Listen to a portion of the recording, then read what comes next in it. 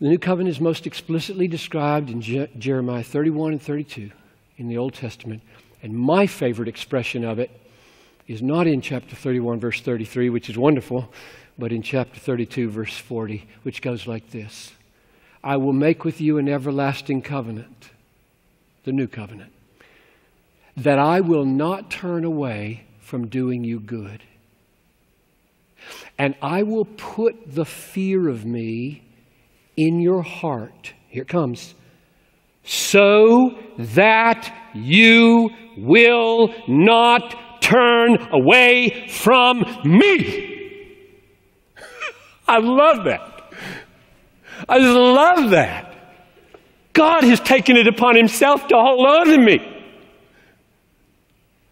I'm getting up in the morning and fight for faith. You know who's fighting for me in my fight? God.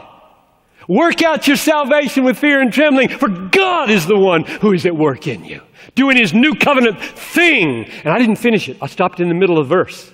It gets better. It gets better. I prayed it. You heard me pray it. So let me start over. You should learn this verse. I will make with you an everlasting covenant, that I will not turn away from doing good to you.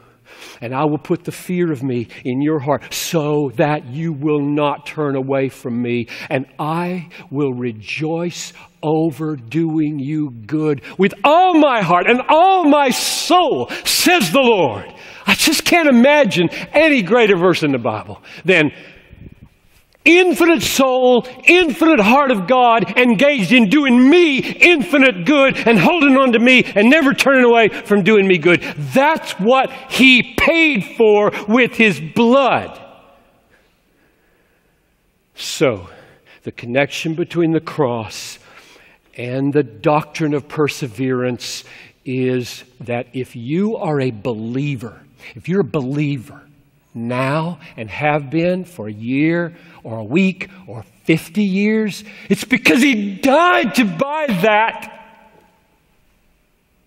That endurance, that getting up in the morning and still being a Christian, still believing. He bought that. You don't do that. I mean, let me ask you, why do you think that you will wake up a believer in the morning? There's the right answer to that. God will make me a believer tomorrow morning. There's nothing intrinsic.